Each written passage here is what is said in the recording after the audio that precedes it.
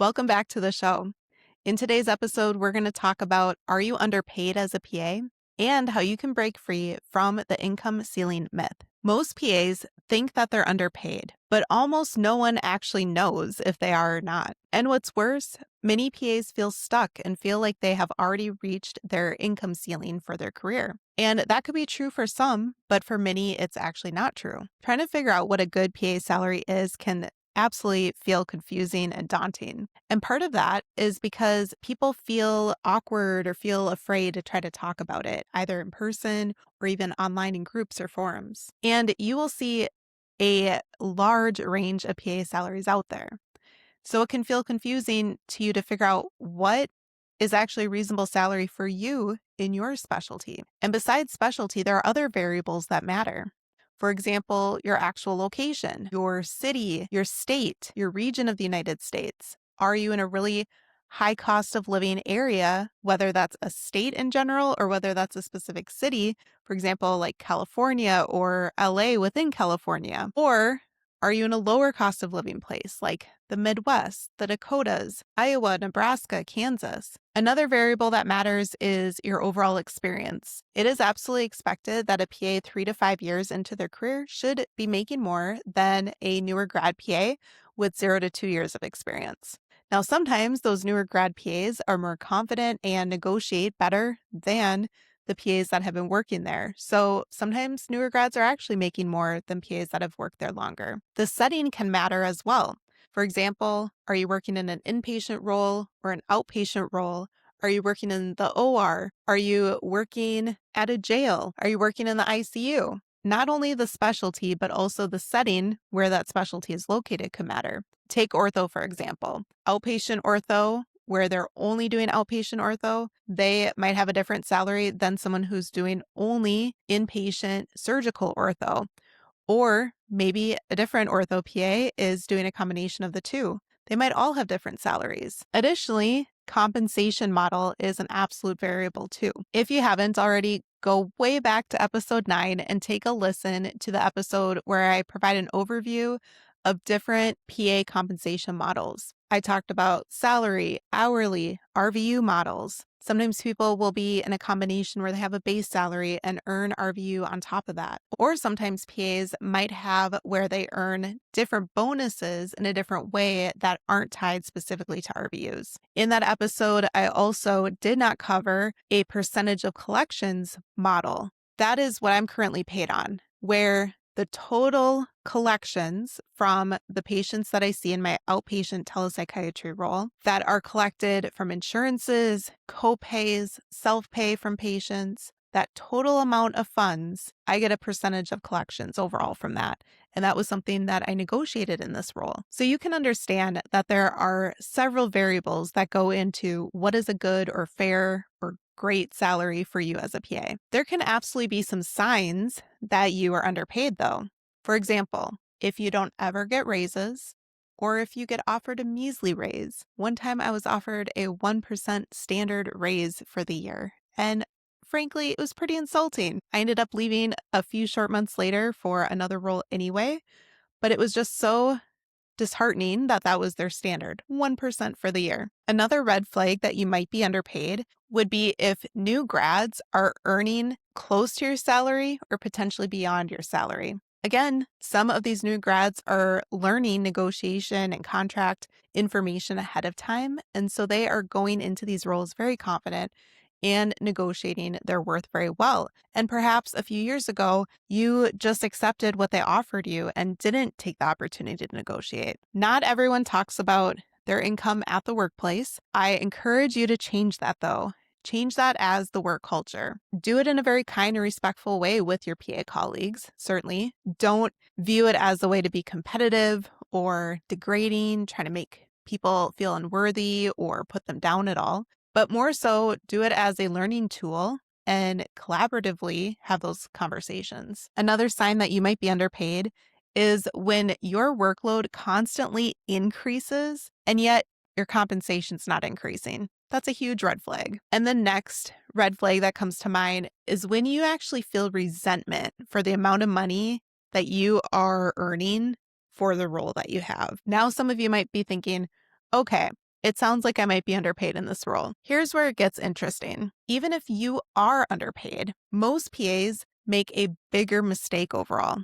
And that's because they assume that there's actually a fixed number that they should be making and that they should be earning or that they can achieve. Unfortunately, there's not a standard number out there, but there are ways that you can figure out what is a decent salary for you, what is a respectable, good, fair salary. So even though there is no single correct PA salary out there, there's absolutely a range. And that is what you should learn to understand what your range is for the value that you provide and the value that you offer as a PA. Let's talk about why this gap exists. Number one, we touched on this before, is that there absolutely is a lack of transparency out there. Most PAs don't really know what their other PA colleagues are earning, either within their workplace or even within their city or their state. Remember, your hospital or your clinic does not equal the whole market by any means. Next, you don't have clear access to filtered data. There are lots of different tools out there, and Salary Report can be a really great place to take a look at this information. Another reason why this gap exists is because some PAs can stay in a role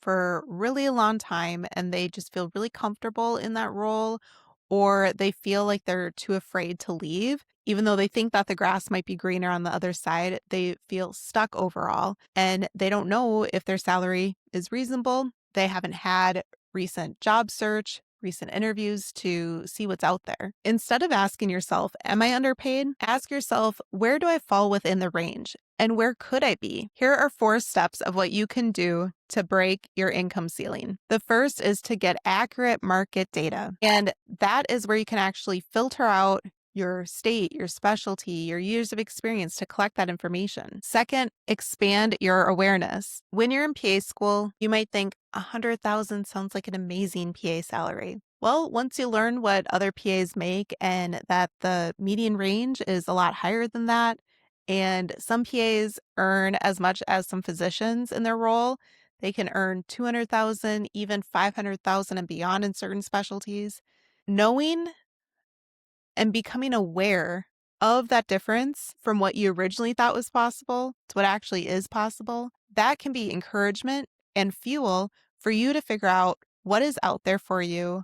And if you feel like you're in a good role that is compensating you fairly, or if there potentially could be other roles out there for you. You can look beyond your hospital or clinic system, and then you can compare across states, specialties, and different settings overall. You can talk to PAs that you find either in person or through LinkedIn or forums online if they're remaining anonymous and ask them this information. How are you earning 200,000 up to 500,000?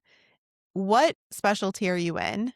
What does your day actually look like? And ask yourself, do you want a day where you are booked completely solid and go, go, go for many hours a day?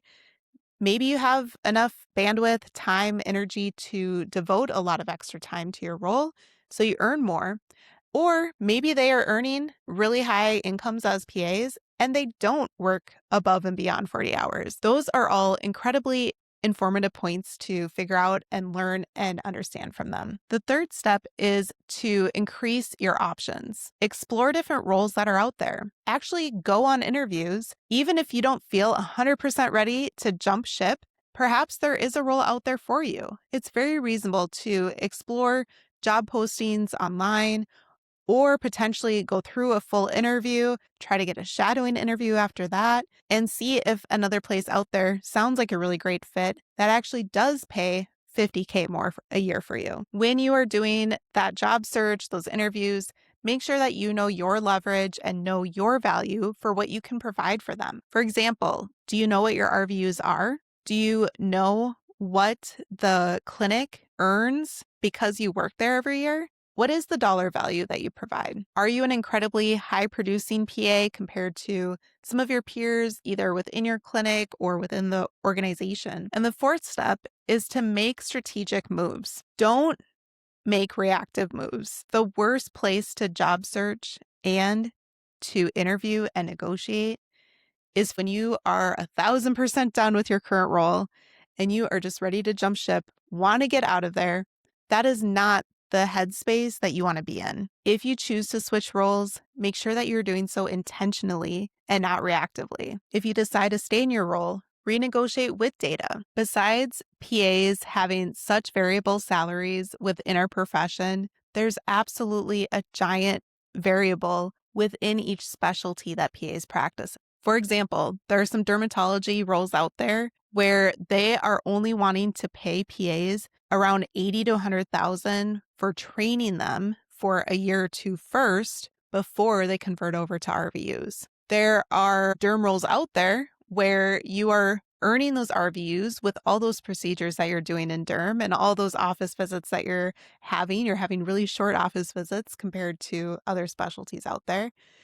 And they're earning 200 to 500,000 plus. So again, within each specialty, there can be this absolute huge variable out there. Besides dermatology, other types of specialties that might earn more for PAs could be cardiothoracic or cardiovascular surgery, other surgical roles such as ortho, ER roles, even psychiatry roles, especially if you are compensated on a percentage of collections or RVUs instead of only hourly or salary. And beyond clinical PA roles out there, there are a plethora of non-clinical roles that some PAs transition fully into and they don't do any more patient care, such as MSL or informatics. Other times, sometimes PAs are using the skills and the knowledge they know to create work that is not clinical outside of their current role. Or maybe they are picking up a secondary clinical role as well if they want to. This is your reminder that this is really your one true and only precious life out there. So it is essential that you figure out what you want to do as a PA. Do you want to stay in your role? Do you want to try switching specialties? Do you want to renegotiate in your role? Do you want to stay in your specialty but change to another clinic or another hospital system and earn more and see what's out there? Have those interviews, have those conversations with PAs there. Use your network that you've created and have those conversations and discussions with them. Ask yourself, do you want to be inpatient? Do you want to be outpatient? Do you want to be doing procedures all day, such as an interventional radiology or surgery or dermatology or even aesthetics? Or do you like working remotely? Do you want a fully remote position, such as some in psychiatry or sleep medicine or weight management or maternal fetal medicine? I really want this episode to encourage you to think about all those questions and figure out what is truly best for your life as an individual. So I'm curious, what number have you been treating as your income ceiling? And is that actually accurate?